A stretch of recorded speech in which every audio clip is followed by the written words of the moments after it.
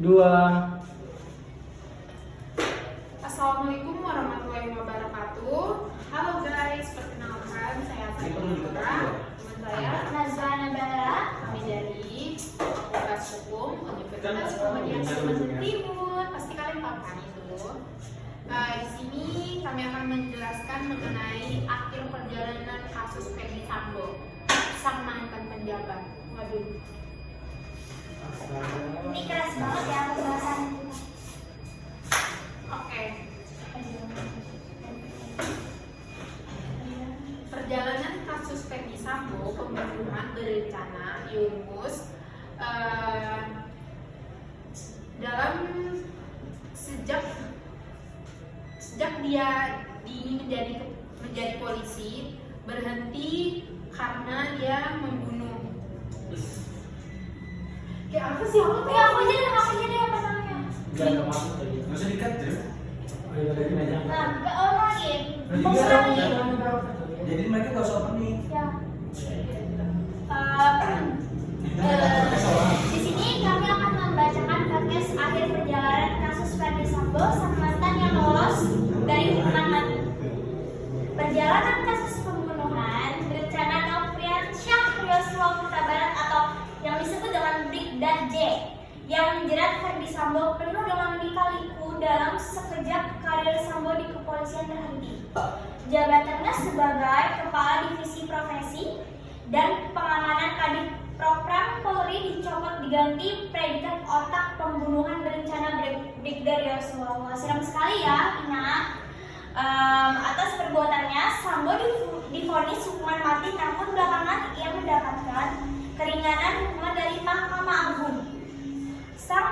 Yang disebutkan dengan sang mantan jenderal lolos dari bayang-bayang kematian. Perbuatannya kini diganjar seumur hidup penjara. Berikut perjalanan kasus yang akan kami sampaikan dalam kasus kematian Yosua. Skenario pausnya nih ada nih yang dibikin oleh Peggy Sambo sendiri.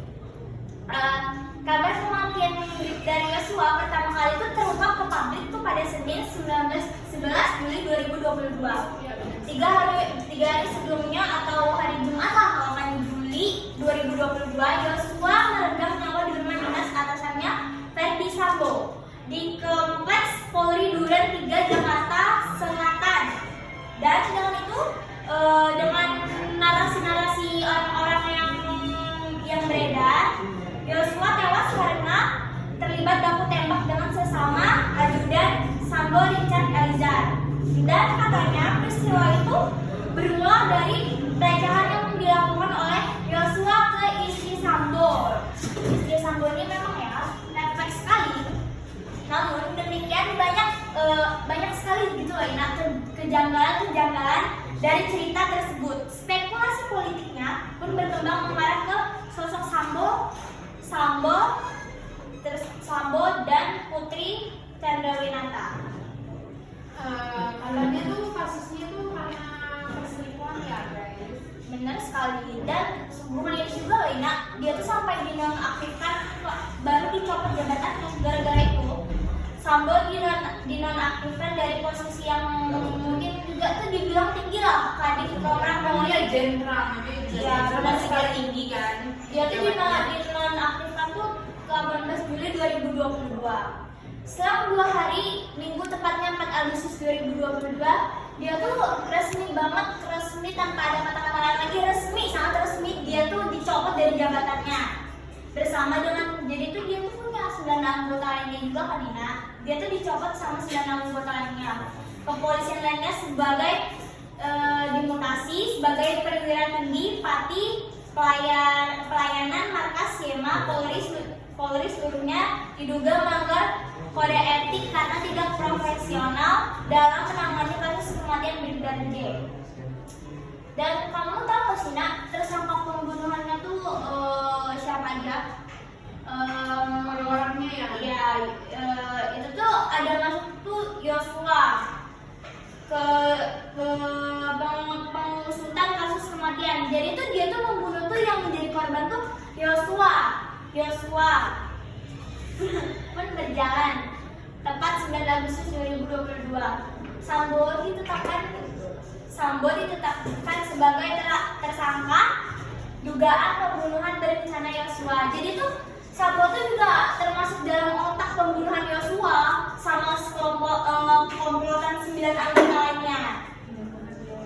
Peristiwa sebenarnya juga Sambo tuh ada memerintahkan Richard Eliezer, itu tuh dalam diduga atau yang disebut juga Baradae. Baradae itu menembak Yosua tuh di rumah dinasnya. Setelah itu dia menembakkan pistol ke Brigadir J sampai dia tuh tewas tergeletak gitu loh.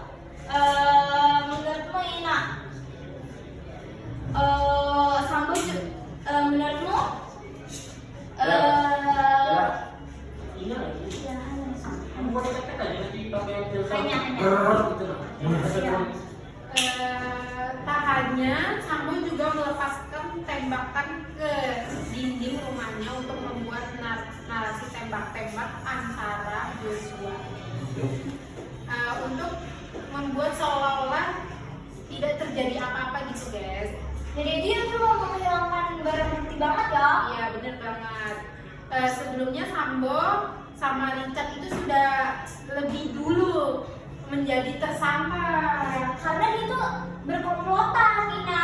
Dari selain yang berdua tuh 9 anggota lainnya tuh juga ikut dalam merencanakan otak-otak pembunuhan ini. Bener banget. Itu karena disuruh Sambo juga sih. Iya, Karena terus Sambo kan jabatannya tinggi. Iya, dia kan dalamnya sebenarnya dia tuh otak-otaknya dari pembunuhan ini.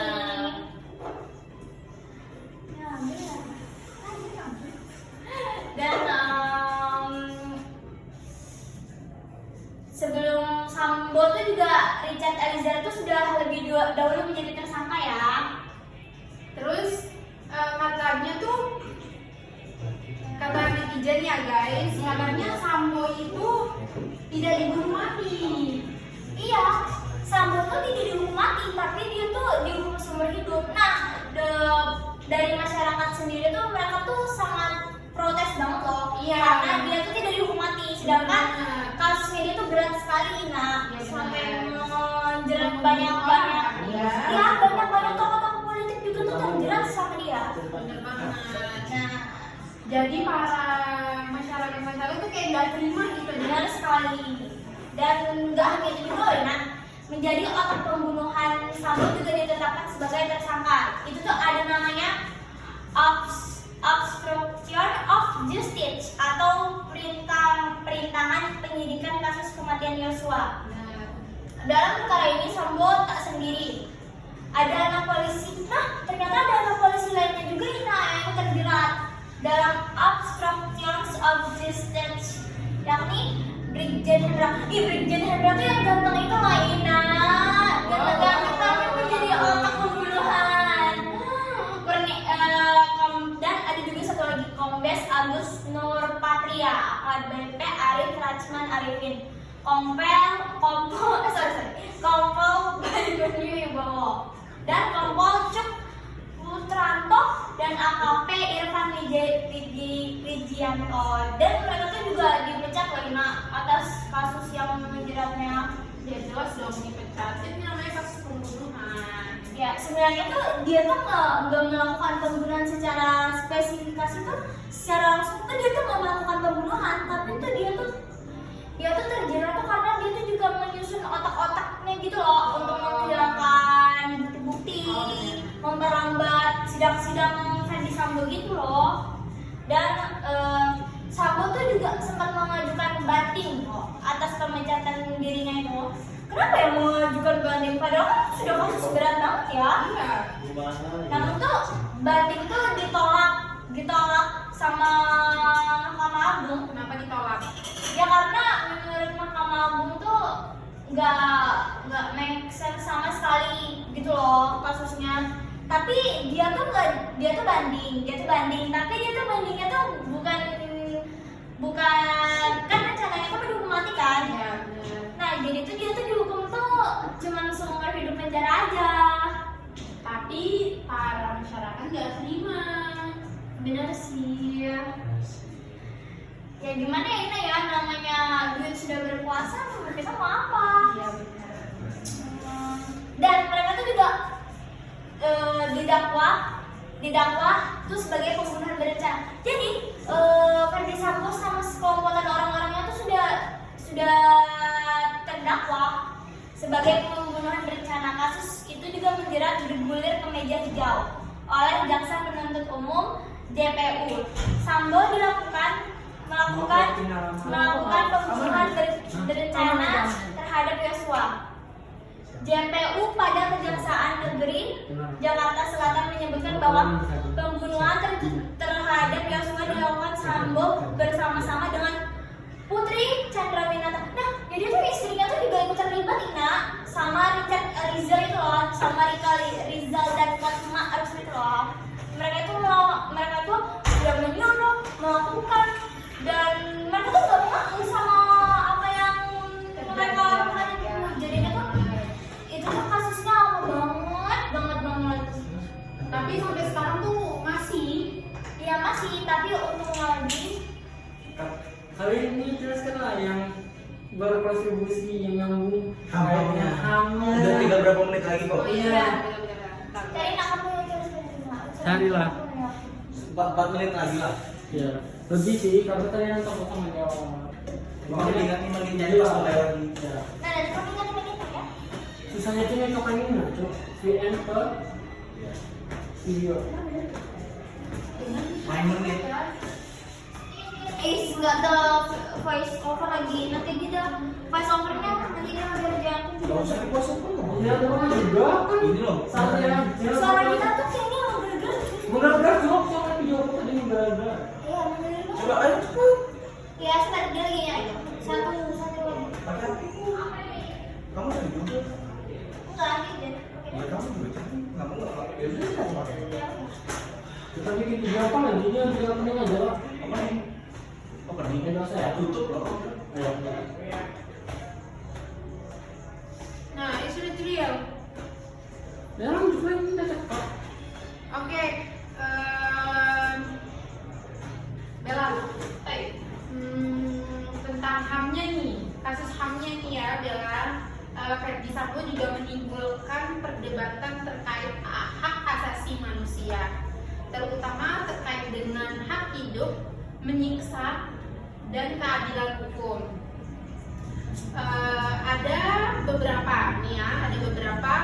hak untuk hidup. Hak untuk hidup adalah dasar atur dalam pasal 28 Undang-Undang 1945 pasal 6 Internasional Hak Sipil dan Politik. Terus juga yang kedua tuh ada apa ini? Yosu tewasnya dalam peristiwa ini mengakibatkan pembunuhan barengan yang dilakukan oleh Ferdi Sambo dan komplotannya. Itu yang melanggar HAM-nya adalah. Terus juga yang ketiga itu ada pembunuhan tersebut menunjukkan pelanggaran yang serius terhadap hak hidup yang merupakan hak asasi yang tidak dapat dikurangi dalam kondisi apapun. Terus juga ada loh Bella, penyiksaan dan memperlakukan tidak kemanusiawi. Ya itu tulisannya masih dia geram banget masyarakat setempat itu sendiri. Iya, juga mengalami menyiksa fisik dan psikolog gitu nah Bella. Hasil otopsi menunjukkan ada luka tembakan dan juga penganiayaan yang dilakukan oleh Ferdi Sambo dan komplotannya. Itu juga melanggar presisi HAM sih yang tercantum pada pasal 28G Undang-Undang 1945 yang dikontribusikan mengatakan yang telah dijelaskan oleh Indonesia melalui UUD nomor 5 tahun 1998. Dan juga ada Bella keadilan yang proses hukum. Kasus ini mengungkapkan adanya hukum yang termasuk upaya manipulasikan bukti-bukti menyelanggarkan kekuasaan oleh Ferdi Sambo yang saat ini itu menjabat sebagai Polri ya Bella. Terus juga proses yang disempatkan menghambat penegakan keadilan yang menimbulkan keraguan terhadap hukum di Indonesia. Terus tuh ada juga Bella peranan lembaga HAM, yaitu yang pertama tuh ada kasus yang menarik perhatian lembaga HAM itu